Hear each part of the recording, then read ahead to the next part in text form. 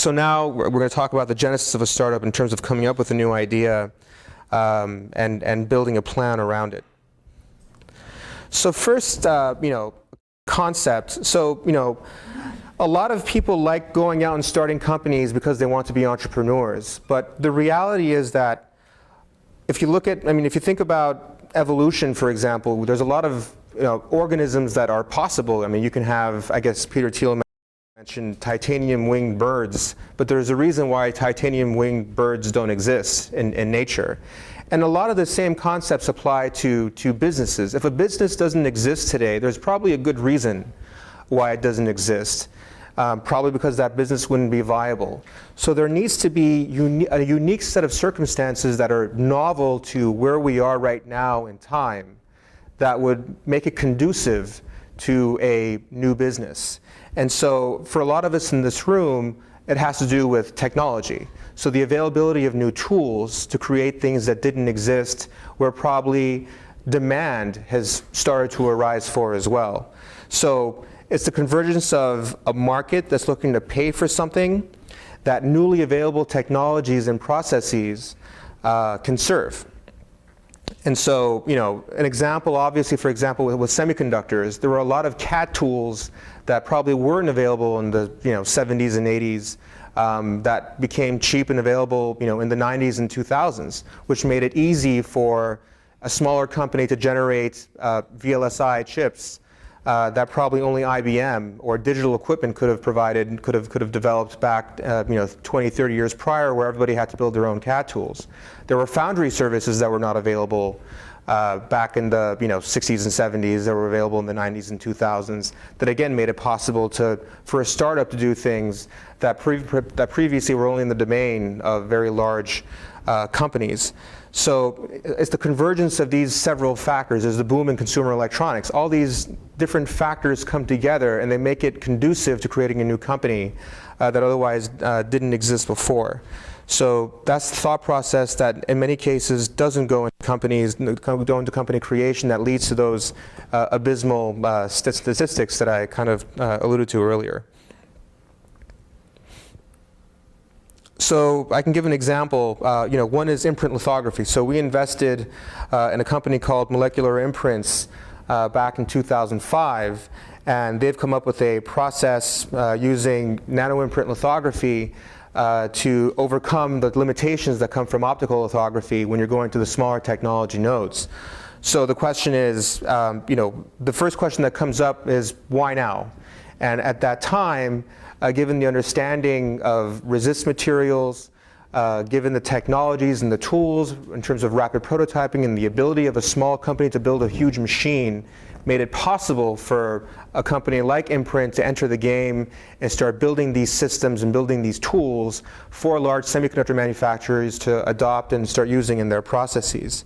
So again, it came from an understanding of materials. It came from the information technology that was available at the time to do high throughput characterization, to do many turns on the engineering of these materials that were required to realize this technology.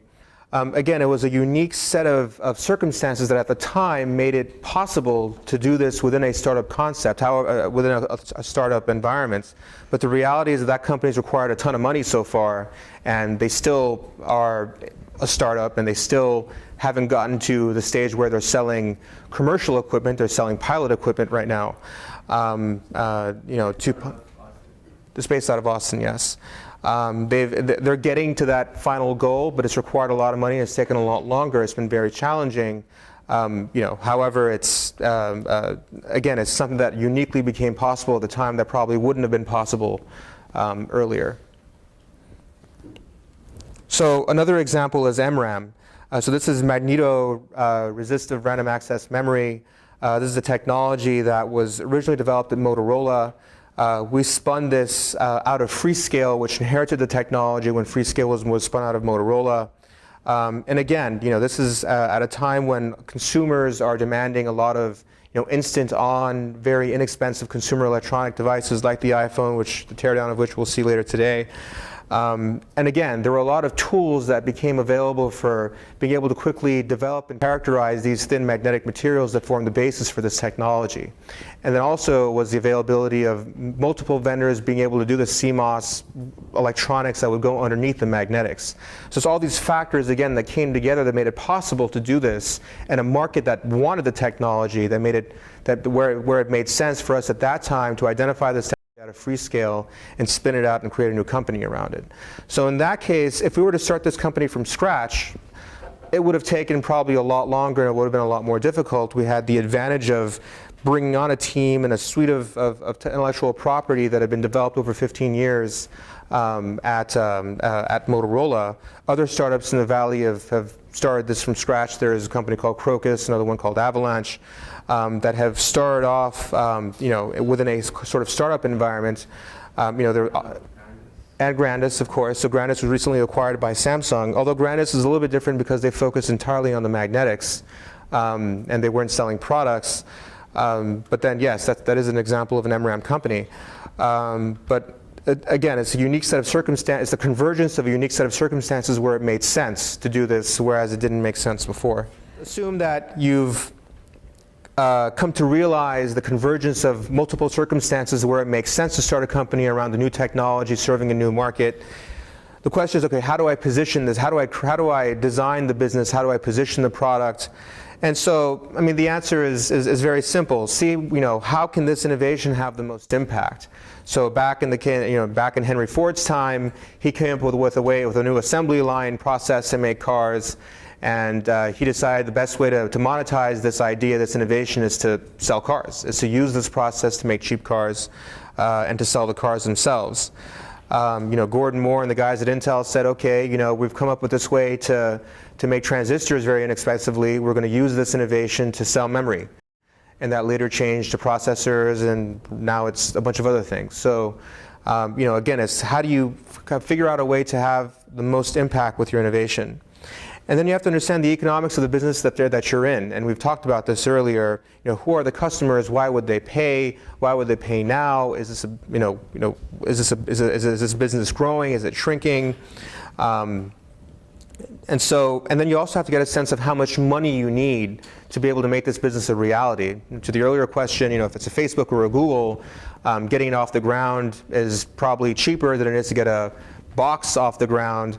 Both of which are probably a lot cheaper than getting a nanosolar off the ground, for example, or a Cylindra off the ground. So you have to understand I need to turn this business into a reality and be cognizant of the sources of capital that you need. So for example, if you're starting an energy company, let's say a natural gas, a fuels company, you're probably going to be on the hook to demonstrate this technology on a pilot scale.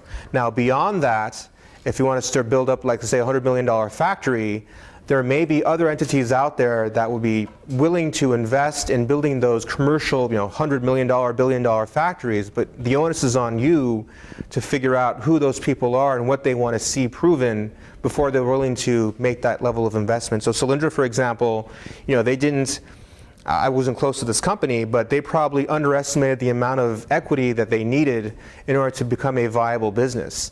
And that money was just cut short, and the company failed, unfortunately, because it just didn't have enough money to be competitive on the market.